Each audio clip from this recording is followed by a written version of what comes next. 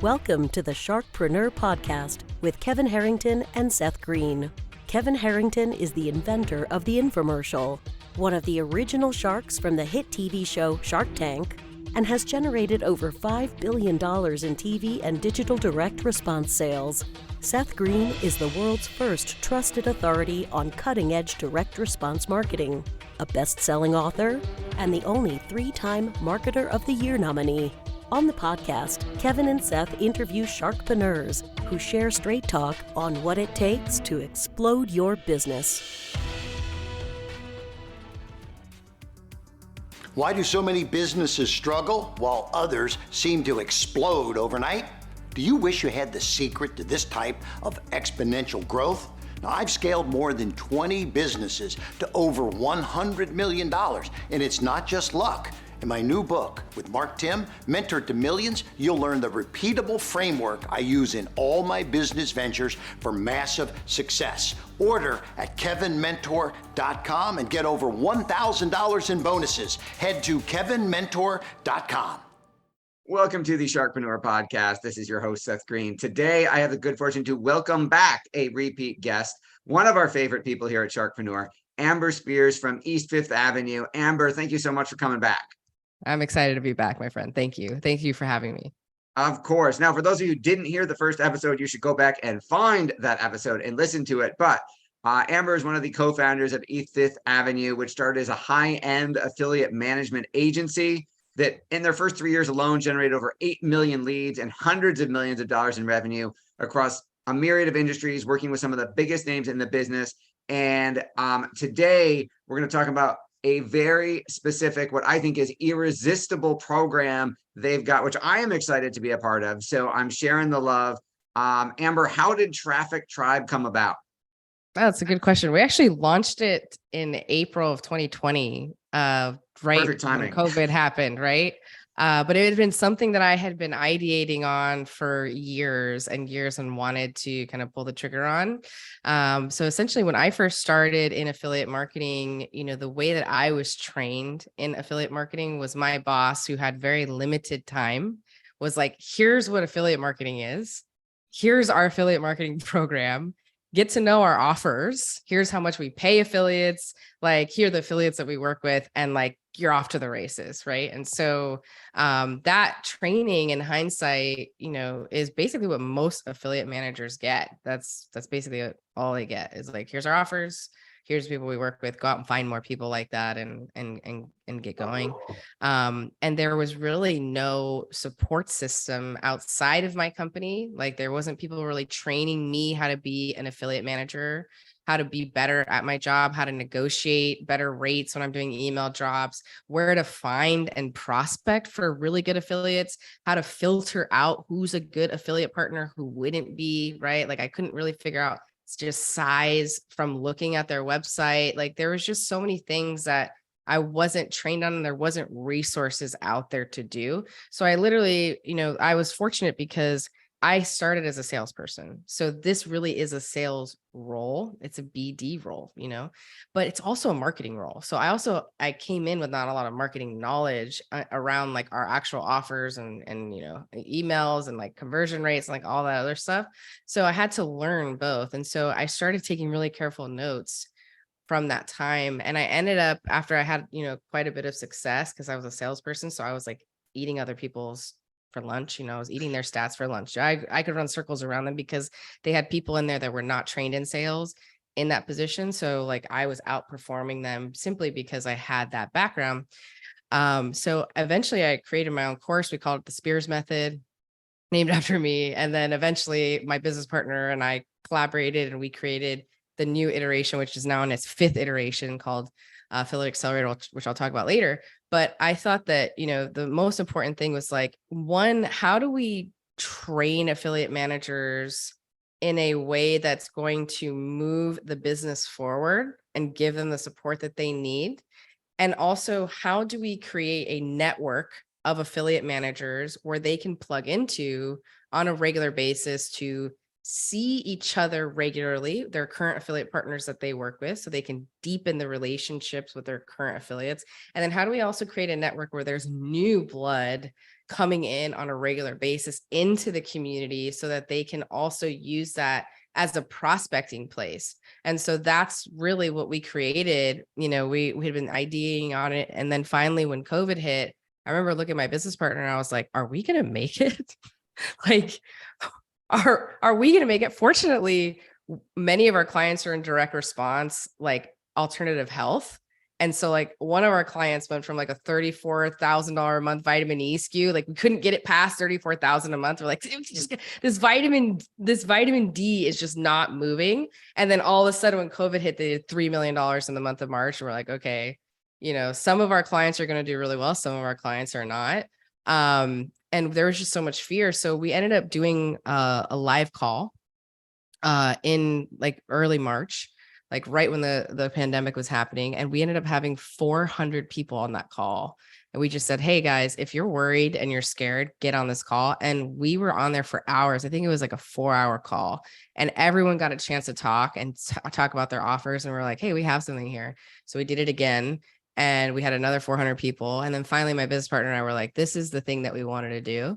So we basically created Traffic Tribe out of that. So we do twice a month calls. Once a month is always about pitching your offer shamelessly. Like get on here, pitch your offer. Tell us about the conversion rate. Tell us about your contest. Tell us what you're offering, like pitch shamelessly on here, because if you can't pitch here, where can you pitch?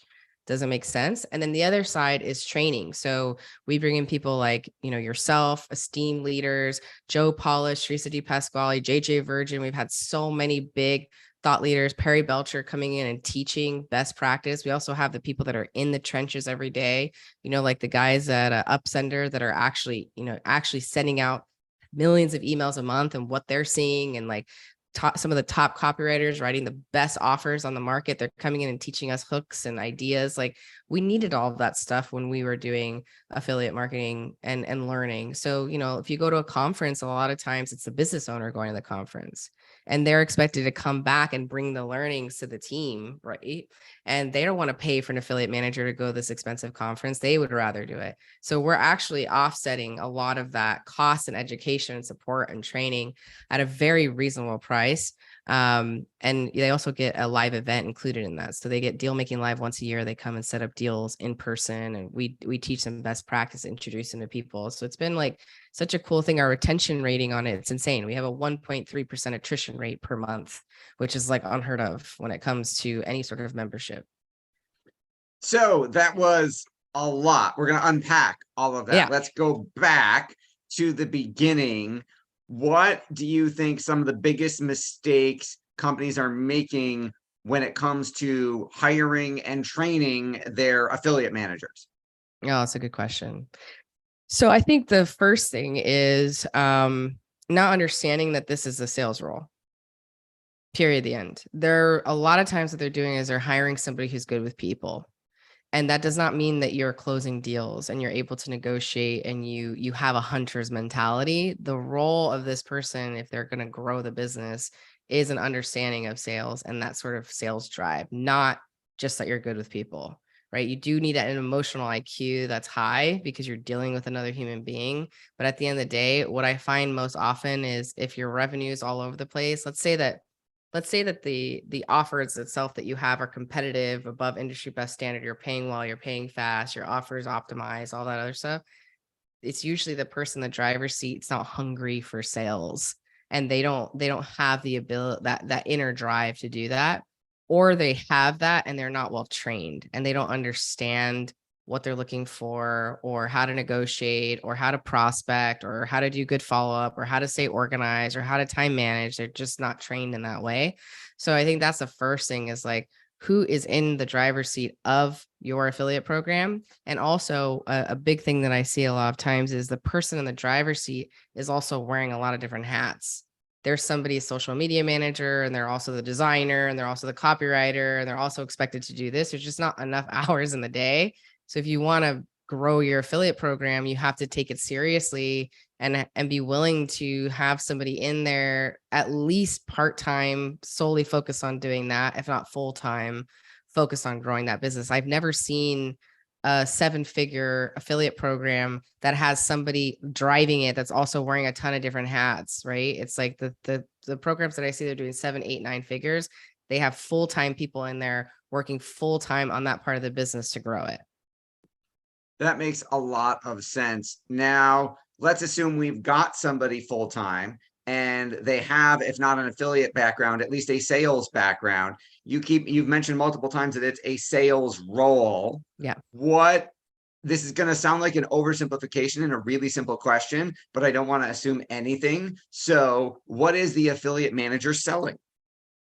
Yeah, they're selling the company, right? They're selling the company's offers. They're trying to grow the reach and the revenue of the business by doing things like audience swaps, right? By booking their personal brand if they have an owner like you or myself on podcasts, getting them on stages. They're trying to get people to promote their offers via their email list on social. Like they're trying to grow the reach, the rev. That's what they're selling. They're selling, the solutions that their company offers, whether it's a weight loss solution or it's a consulting solution, to the other brand's audience. And so that's like just the really, like at the core of it, I always tell people, I'm like, if the register is not ringing from the things that they're doing the wrong things. Right. So that's a big thing. Like at the end of the day, it's like, if they're not making the company money, then either they could be the right person, the wrong seat of the bus, or they're just the wrong person. So they're not picking up the phone and saying, John Smith, consumer, buy my vitamin D. They're saying, hey, owner of vitamin C company, Yes. I'll sell your vitamin C to my audience if you sell your vitamin D to my audience, and let's arrange a swap. Yes, this is actually something that a lot of people get confused on so often, even really experienced entrepreneurs. Like, I think the big distinction is for anyone on the call where they're listening, they're like, okay, what's an affiliate? It's like an affiliate partner in the context that I'm speaking of, and the most common language is B2B. So like I'm setting up a deal with you, you're setting up a deal with me. We're both the founders of the company. We know that we serve a similar avatar. I'm doing things you're not doing and vice versa. And so we're able to fill holes in our perspective, like lines of services in that way, because we know, like, and trust each other. It's different than having an ambassador who might be a client of mine that wants to refer me business, whether I'm buying leggings from you or I'm doing something else. I don't have an audience if I'm just a client, right? So it's really leveraging the audience and the brands and the trusted brands and lending that credibility to each other. So let's assume we've got an affiliate manager, they've got a sales background, they're full-time, so we've got the resources devoted to it. What are some of the most common issues that come up in terms of them doing their job well and making that cash register ring, like you said, and us as owners managing them? Oh, that's such a good question. Well, from an owner's perspective, most owners don't have time to manage and motivate and train their affiliate managers, right? They don't. They're not experts in that. They're experts in their business and their offerings and their mission and all the other stuff. So most of the time when they are focused on their affiliate manager, it's either when they're new or when they're not performing. And so there's just so much in between that happens, so much time and so much energy that gets expended between hiring and firing somebody, right? And so we really take on a lot of that in our programs. We can manage them alongside of you. We can recruit them. We can hire them. We can also help change the direction of their destiny, because we've had people that have 22 years of experience that have come into our programs, and our people really love working with them. They're like, hey, I love this affiliate manager, but they're plateaued. They're just not hitting revenue numbers. I don't know what's going on. So if we look under the hood and we see that their offers are still doing really well, but there's a problem over here in terms of the performance, we can put them into programs and start working with them and coaching them and being like, hey, it's a time management issue. A lot of times it's also like a lead gen issue. Like if you're not going to events, if you don't have a good cold prospecting system set up, if you don't have a referral system set up inside of your affiliate program, meaning you're not asking your top affiliates on a regular basis, hey, can you make introductions for me for second tier, et cetera? If you don't have all that stuff built in, then you're limited by the amount of people that you know. So that's another big issue. And that's what Traffic Tribe solves in a lot of ways, is like you're getting plugged into a network of 250 different companies, which is represented by affiliate manager offer owners that you can work with to set up deals, to set up, referrals, to set up all this other stuff, because lead gen is a real issue, especially if you don't have a recurring pipeline of affiliates coming into you, that's always a limitation. Absolutely. I think that it makes total sense because, for example, we have a client in the financial advisory space who has done multiple webinars for the lists that they had access to, done really well, built a nice business, but can't keep doing the same webinar over and over and over again. And is now like, where do we get more people just like those who have lists that we can write a check and they will mail for us? Right, exactly. So it's a lead gen issue. I also think it's a training issue. People just kind of get fatigued. Like if you're not up leveling their skills, like I think that's an innate thing that we have as entrepreneurs is like you're probably like me and you're probably buying all the latest books and you're learning and you're devoting your time to that and you're implementing it in your business. But a lot of times you're so busy working on yourself, you're not able to translate that to your team and they're not getting additional up levels of their skills. So they're plateauing. Right. So that's another thing that's why the education component of Tribe is so important to me is because I want them learning what's really working out in the market right now. What are the hottest offers? What are we actually paying for the people that are performing the best? What are they actually paying in CPA? Are you competitive to that? If you have a similar offer, like how are you able to negotiate these changing rates in these email drops and all of these other things, and also teaching them things like mindset. We have mindset people coming in and teaching them not just techniques and tactics on marketing, but also on selling and also inspirational people that they normally wouldn't get access to. Like you'd have to pay $25,000 a year to be in Genius Network, but we bring in Joe Polish and have him talk to you about things like recovery and mindset and addiction and also how to treat people right. Like we're giving them access to people that they normally wouldn't get through a traffic tribe, which is really important to me because I really look at these people as such an important part of the business. Like I have affiliate managers that I worked with that are generating millions of dollars a month for their companies. They are absolutely indispensable, and we need to keep training them and taking care of them and giving them community as well, especially with COVID, with the pandemic shutting down so many offices. It's like we're all virtual now. So being able to plug into a community like that twice a month is like so important for these people. Absolutely. I think you have built such an amazing Rolodex inside of Traffic, not only in your own business, but obviously inside of Traffic Tribe, that, for example, where else can you go to get access to hundreds of affiliate managers who could do deals or swaps with you at a really high level? I think that's one of the biggest selling points. Obviously, the training is important, but I think it's that $1 million Rolodex, right? Yeah, totally. And what's cool about it too is like what I didn't want to do is like what a lot of networks do. And I get why they do that, which is like hide who's in there.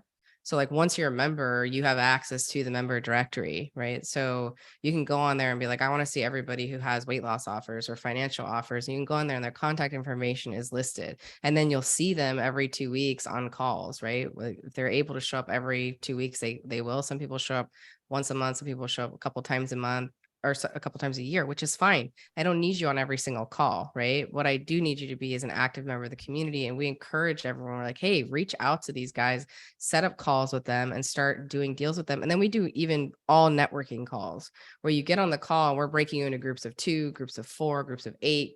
We're all like meeting new people on those calls and able to start setting up the deal flow right away on those calls so that you have something to, you're like, hey, I talked to Seth. Let me get your contact information. I'm going to follow up with you via email. Like there's just no other place like that. Most places are going to keep, their publishers private, keep them to themselves so they can act as an intermediary, which I see the value of. Totally see the value of that. And I think that's important with some of your best and your top contacts. But for everybody else, like, how are you supposed to get deals done if you don't know who they are and you can't get a hold of them? For sure. Talk a little bit about the vetting process to get into Traffic Tribe, because you are very, very selective and don't accept just anybody who's willing to punch in a credit card. Yeah, totally. I mean, I think that's a big important part of it. So for me, I want somebody who's at least doing 6 figures a year in their business, because if not, like, on average, your offers aren't probably going to be doing very well or very optimized. You don't know what you're doing. So there is a place for teaching, and we have hundreds of hours of trainings inside of Traffic Tribe. All of my talks that I've done at Traffic and Conversion or Mindshare, they're all in there. A bunch of personalized trainings from our team, scorecards, like all kinds of stuff that you can learn in there. So there is stuff for, kind of new people all the way up to super experienced. But at the end of the day, like we want people in there that, are also willing to do good business, in the sense of like, I don't want somebody in there that's like, I only want people to promote my offers, right? Like we can't have a whole cohort of people that only want one-way traffic and are not willing to set up deals. So that's another thing that we're asking. It's like, I'm not saying say yes to every deal. I'm just saying, are you open to that? Do you sometimes do it? Do you have the basic things in place in your business? Like the ability to track where the traffic is coming from, the ability to pay your affiliates on time, right? Like, do you have assets that they can use to promote? Meaning email swipe copy or graphics or, banners or those kinds of things. So if you don't have those basic things, you're going to come in and while, you're not going to be able to contribute enough to the community. So we're happy to help, but there are other places we can put you until you get to that point to be inside of a community of people that know what they're doing. Right. So that's a big part of why we vet people in the group. Now I'm curious, knowing how KPI driven you are, do you track stats on production of Traffic Tribe as a group? Yeah, we definitely try to. So we do surveys on a regular basis. People can remain anonymous. So sometimes, we want them to give us good feedback on what's working, what's not. So we do offer something at the bottom, like, hey, if you're willing to use your name, et cetera, can we do that? So we've tracked, in the first year that we did it, we tracked over 1,300 deals that had been done inside of our group. Some people shared actual stats. Like you'll see some people shared, Christina McKay with Pure Thrive, for example, it's now called Purally Health, shared that they generate over $400,000 in business from Tribe and doing a launch. So we do have people that, are sharing their stats. And we can track the deal flow too, because when we do what we call tee-ups, when people get in front of the group and pitch, we're tracking how many people are saying, yes, I will promote it, or I'll send it over to my list manager to decide. And, so we can see who's raising their hand and doing what. It's also up to them on the other side to do the follow-up and make sure that that stuff's going. But I would say with confidence that at least 80% of those people are getting those deals closed and getting the deal flow in. So yeah, we track as much as we possibly can. And we're very transparent. Like if there's a problem and somebody in the group is like, for example, is constantly saying they're going to promote and then they don't, when push comes to shove, we want to know who those people are and we will contact them and their owners and be like, hey guys, we're getting a lot of feedback from the group that you're getting deals, you're getting traffic your way, but when it comes time to you being a good member of the community and you actually doing what you say you're going to do, we're getting feedback that you're not doing that. And so that's one of the benefits of the paid groups. I hear a lot of people like, why would I pay money when I can be in all these other groups for free? Well, because there's nobody holding anyone accountable, right? That's one of the big problems with the paid groups. Is like, it's my job to protect the nest and to make sure that not only are we providing good training, we're bringing good people in, but we're also protecting the integrity of the group and that we're willing to get in between any political things that happen. And I understand things happen, right? Maybe you got shut out of your email service provider, or maybe you said that you would do something and you just got so overwhelmed and forgot and it slipped through the cracks. Maybe your affiliate manager promised something that you actually didn't say you could do. All those things happen. But if it's a recurring pattern of behavior, you're not a good fit for this community and we will remove you. You've got virtual events that take place on a, it sounds like at least twice a month, if not more. You've got hundreds of hours of training. You've got an incredible community. You've also got some physical things that are part of that. Talk about the physical elements and the live events and stuff like that. Yeah. So one of the things that we do is a thing called Deal Making Live. So we did that because I was really tired of going to events and like feeling like I couldn't pitch my offers or like talk business. A lot of it was like, this is my card and let's talk about personal stuff, but let's never actually close any deals. So I was like, let's just create a whole event called Deal Making Live. So we literally have people come in and we say, we're here to hopefully make some deals. On average, people walk away with 12 deals per event, where they're either, set up already and the business owner has said yes to doing that and moving it forward, or they have 12 different offers that they're looking at and they need to run it by their list manager to get approval. So that's a really important component for us, is like actually doing deals, getting them done live in person. And also that in-person part is so important. Like I said, affiliate managers, they need community too. And so do offer owners that are learning. A lot of times there's offer owners that are doing 6 figures or almost 7 figures, and they're still their own affiliate manager. And they also need to have training and support. So it's a really cool environment to come in, set deals up, see each other in person. And we have a lot of fun. I mean, we're doing like games. We did Olympic games last time. We're taking boats out. We're doing all kinds of fun connective stuff to keep the community healthy. But we're also just very like unabashedly, like we're here to do business. So let's pitch and let's be relentless about our pitching, and let's try to get some business done and teach them how to do that in an elegant way. Like, hey, this is my offer. Here's how much I can give. For Traffic Tribe members, you guys get this additional bump if you say yes in this period of time, and if you can promote this, and like teach them how to be sophisticated about it. And also being like, hey, if someone said no, it's a no, right? Don't just come back and like try to hammer them and like, be like relentlessly annoying and hurt the actual relationship. Let's teach you how to do this in a way that's elegant and that moves the business forward. How do you balance reciprocation, right? Because you mentioned a minimum, I think, of 6 figures to be a decent, to be able to qualify for Traffic Tribe. But you could have someone doing even, let's say, $1 million a year, whose email list or following might be 5,000 or 10,000 people. Yeah. And you have some 9-figure brands in Traffic Tribe who might have 20 million people on their email list. How do you balance that when someone who's maybe, for lack of a better term, starting out or smaller, wants to do a deal with a brand 10 times their size, but can't fairly reciprocate, happy to pay the commissions, but can't fairly reciprocate in terms of cross promos? Man, you ask such good questions. There's so much here that you can do. So I always tell people a few things. One, there's money and time that you can invest into things like this, right? So money will get you to the front of the line. If you think about a promotional calendar, there's 30 days in a calendar month, right? And out of the 30 days, if you're promoting every day, which experienced marketers will do, but a lot of other people are scared by that, then they're gonna look at it and say, I have 30 calendar days to promote somebody. Most of the time, I'm going to promote my internal offers that make me the most money, or I'm going to promote people that I know, like, and trust, that I owe money to, or that I need to reciprocate to. And then everybody else is just going to fit in when they fit in. You can jump the line if you're a smaller guy by guaranteeing or renting a list or doing a guaranteed earning per click or earning per lead or what have you. So you can get data in there so that you can take the risk off of the affiliate partner that's promoting it. Or you can invest time in the relationship, showing up, doing things like Traffic Tribe. And then eventually you'll get slotted into one of those promotional things if it's a fit for the brand later on. So most entrepreneurs are impatient.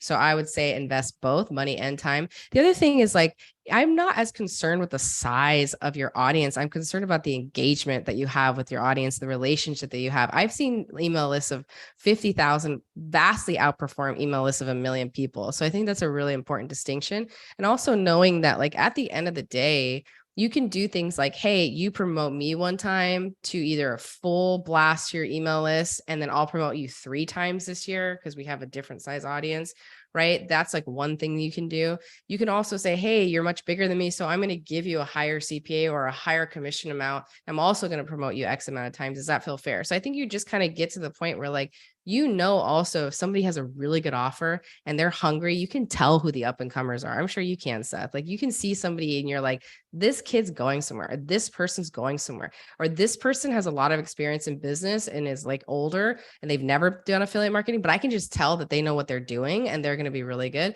So I know their audience might be smaller, but I'm going to invest a little bit of time on them because their offer performs really good for my audience. So that's the important part, is their offer performs well. And when I promote it, I make even more money than I expected, and it's a hit with my list, and I can just tell this person's going to be something way bigger than they are today. And so that's also a part of doing this, is like, do they hit your metrics in terms of, if I promote it, does it make me money, and does it make me as much money as I expected? Then it's not really fair to be like, you're smaller than me, so I need the same amount of volume back.